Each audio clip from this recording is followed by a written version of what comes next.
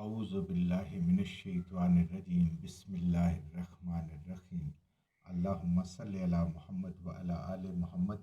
अल्लाह जल्ला शानु का बेहिसाब करम एहसान उस ज़ात का कि जिसने एक दफ़ा फिर कुरान मजीद समझने के लिए यहाँ पे हमें इकट्ठा कर दिया। आज हम इंशाअल्लाह 10वां पारा सूरह अत-तौबा की आयत नंबर 54 से अपना सबक शुरू करेंगे। सूरह तौबा आयत नंबर 54। औज़ु बिल्लाहि मिनश्शैतानिर्रजीम बिस्मिल्लाहिर्रहमानिर्रहीम वमा मनअहुम अन तुक़बला मिनहुम नफ़क़ातुहुम इल्ला अन्नहुम कफ़रू बिल्लाहि व बिरसूलिहि वला यातूनस्सलाता इल्ला वहुम कुसाला वला युनफ़िक़ूना इल्ला वहुम कारिहून। पिछले सबक में हमने पढ़ा था कि अल्लाह कह रहे हैं कि ए हबीब सल्लल्लाहु अलैहि वसल्लम आप फरमा दें कि अगर ये खुशी से या मजबूरी से अल्लाह के रास्ते में खर्च करना चाहें तो इनसे हरगिज़ कबूल नहीं, क्योंकि ये फासिक लोग हैं। अब अल्लाह ताला इन्हीं मुनाफिकीन की तफसील बता रहे हैं कि इनका फिस्क क्या क्या है जिसकी वजह से अल्लाह ताला इनसे नाराज़ है। वमा मना आहूं, और नहीं मना किया उनको, यानी नहीं है रुकावट उनकी, अनतुकबाला मिनहुम के कबूल किया जाए उनसे, नफ़क़ातुहुम जो वो रब के रास्ते में खर्च करते हैं, जो नफ़क़ात करते हैं, जो अनफाक फ़ी सबीलिल्लाह करते हैं, उसमें रुकावट क्या है कि अल्लाह ताला उस सदक़ात को उनको कबूल नहीं फरमा रहा। इल्ला अन्नहुम कफ़रू बिल्लाह, बेशक ये वो लोग हैं कि जो अल्लाह ताला की ज़ात का कुफ्र करते हैं, अल्लाह के हुक्मों को नहीं मानते, अल्लाह की तौहीद पे यकीन नहीं रखते, अल्लाह की क़यामत पे यकीन नहीं रखते, अल्लाह के रसूल पे यकीन नहीं रखते, अल्लाह के कुरान पे यकीन नहीं रखते। वह बेरसूल है, और उसके रसूल सल्लल्लाहु अलैहि वसल्लम को अल्लाह का रसूल, सच्चा रसूल और आखिरी नबी नहीं मानते। ये इनका जुर्म है जिसकी वजह से इनका पैसा भी लगाया हुआ जो ये लगाना चाहते हैं वो अल्लाह के यहाँ काबिल कबूल नहीं है। अल्लाह को नहीं मानते, यानी उनका कुफर उनके सदकात कबूल करने में रुकावट है, यानी वो सच्चे ईमान उनका नहीं है, ईमान सच्चा नहीं है, तकवा नहीं है उनके अंदर, और वो दिली खुशी से अल्लाह के रास्ते में खर्च नहीं करते।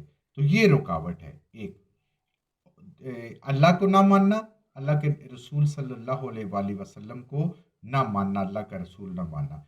वला यातून सलाता, और नहीं आते ये नमाज की तरफ, इल्ला मगर वहुम कुसाला, बड़ी सुस्ती से, बड़ी बेदिली से और मजबूरी से नमाज पढ़ते हैं कि लोग ये ना कहें कि ये नमाज ही नहीं पढ़ता, ये कहीं मुनाफिक तो नहीं है, ये कहीं को इस्लाम से खारिज तो नहीं है। वो अपने आप को इस्लाम का एक नुमाइंदा साबित करने के लिए कि कल इसकी जो भलाइयाँ हों, इसकी जो नेमतें मिले हों, वो हमारे हिस्से में आए, हमें मिले, वो इसलिए नमाज पढ़ते हैं। वो खुश दिली से खुश होकर नमाज नहीं पढ़ते कि रब को मुलाकात का ज़रिया रब के साथ नमाज को नहीं समझते, नबी करीम सल्लल्लाहु अलैहि वसल्लम की आंखों की ठंडक नहीं समझते, बल्कि मजबूरी में पढ़ते हैं कि हमारे ऊपर मुसलमान होने का लेबल लगा रहे। यानी अल्लाह की नाफरमानी, रसूल सल्लल्लाहु अलैहि वसल्लम की नाफरमानी, और नमाज पढ़ते हैं सुस्ती से। ज़रा तवज्जो फरमाएं कि अल्लाह फरमा रहे हैं कि ये नमाज पढ़ते हैं सुस्ती से। आज तो कलमा पढ़ने वाले, इन्होंने भी कलमा तो पढ़ा हुआ था ना, और नमाजें भी पढ़ रहे थे, और नमाजें भी कोई ऐसी नहीं, नबी करीम सल्लल्लाहु अलैहि वसल्लम की इक्तदा में ये नमाजें पढ़ रहे थे, कोई मामूली नमाजें नहीं। अगर ईमान के साथ होती तो कितने दर्जात वाली वो नमाजें होती। आज ईमान वालों का ये हाल है, कलमा पढ़ने वालों का ये हाल है कि वो नमाज पढ़ते ही नहीं है। सुस्ती तो बाद की बात है, यानी उनका फजर में उठने पे दिल नहीं करता, जोर में दुनिया में बड़े मसरूफ होते हैं, बड़ी नौकरियों में, बड़े बिजनेस में खुपे हुए होते हैं, कैसे उसको छोड़ के जा सकते हैं। बड़ी अहम किस्म की मीटिंग्स हो रही होती हैं, और बड़े बड़े दुनिया के और मुल्कों के फैसले हो रहे होते हैं, कहाँ नमाज पढ़ने का टाइम होता है उनके पास। तो अल्लाह उनसे फरमा रहे हैं कि इनकी कोई नेकी काबिल कबूल नहीं, खा ये अपना माल और जान भी खर्च करें। क्यों? ये अल्लाह के नाफरमान है, अल्लाह के रसूल सल्लल्लाहु अलैहि वसल्लम के नाफरमान है, और नमाजें पढ़ते हैं, مگر کاہلی کے ساتھ، سستی کے ساتھ، بے دلی کے ساتھ، مجبوری کے ساتھ۔ ولا ينفقون الا وهم کارہون، اور اللہ کے راستے پہ نام پہ جو خرچ کرتے ہیں وہ بھی یہ بادل ناخواستہ کرتے ہیں، ناخوشی سے کرتے ہیں، مجبوراً کرتے ہیں، نمائشاً کرتے ہیں کہ لوگوں کو پتہ چلے کہ یہ زکوٰۃ دے رہے ہیں، صدقات دے رہے ہیں، یہ تو مسلمان ہے۔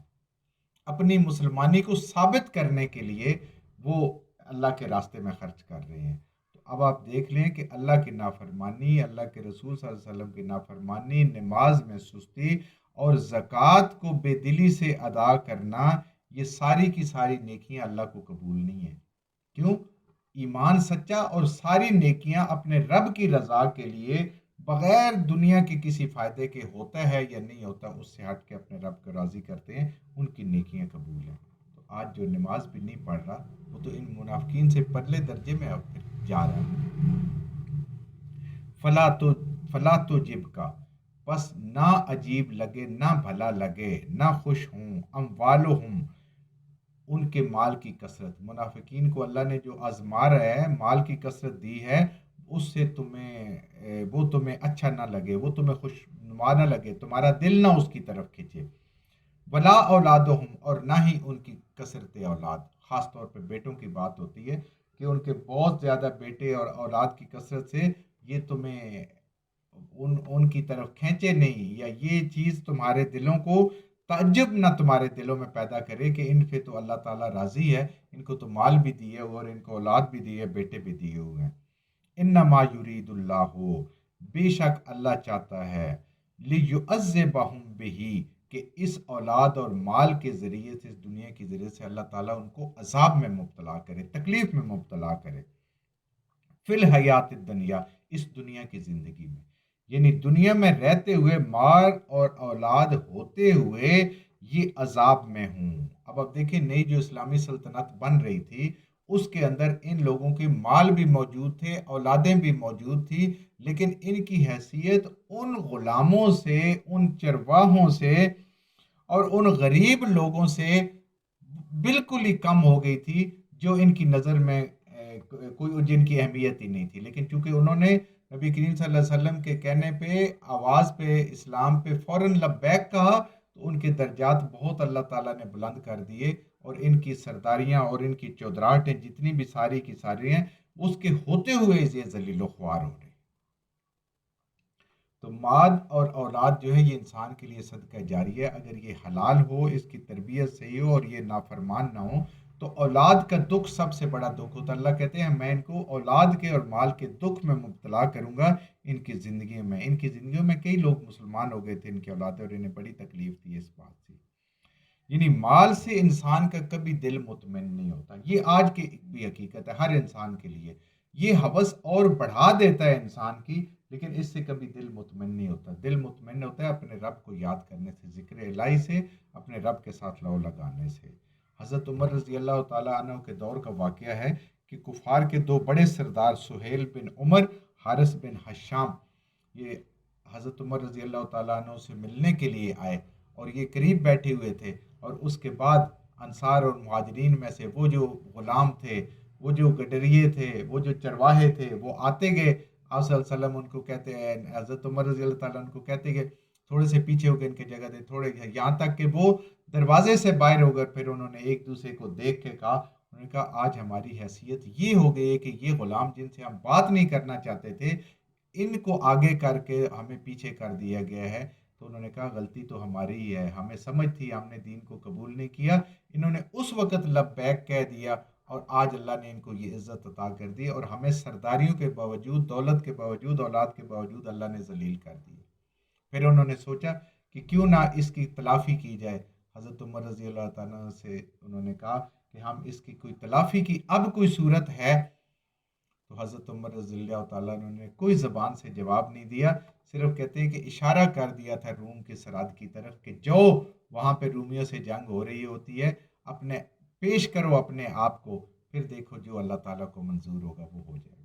تو یہ اللہ تعالیٰ نے ان کو اس دنیا کی زندگی میں اس اولاد اور مال کے باوجود اللہ تعالیٰ نے ان کو ذلیل و خوار کر دیا۔ وَتَزْهَقَ أَنفُسُهُمْ، اور نکلے گی ان کی جان غم میں اور تکلیف میں، وہم کافرون، اور وہ حالت کفر میں ہوں گے، حالت کفر میں ان کی جان نکلے گی، ان کو ایمان نصیب نہیں ہوگا۔ تو کیا فائدہ ایسی دولت کا، کیا فائدہ ایسی اولاد کا کہ جو دنیا میں بھی باعث تکلیف ہو، مرتے ہوئے بھی باعث تکلیف ہو، اور آگے بھی کچھ اس کو اس میسر نہ اولاد سے۔ نیک اولاد ہے، صدقہ جاریہ ہے ماں باپ کے لیے، اور بری اولاد ہے، امتحان اگر وہ بن جائے تو وہ دنیا میں بھی تکلیف کا باعث ہے اور آخرت میں بھی تکلیف کا باعث ہے۔ جو کچھ ہم نے صحیح صحیح پڑھا، اللہ ہمارے ذہنوں میں دلوں میں بٹھا دے، جہاں جہاں پڑھتے ہوئے بولتے ہیں ہم سے غلطیوں ہوگی، اللہ ہمیں معاف فرما دے، اور ان غلط باتوں کو ہمارے ذہنوں سے دلوں سے اللہ کی ذات نکال دے۔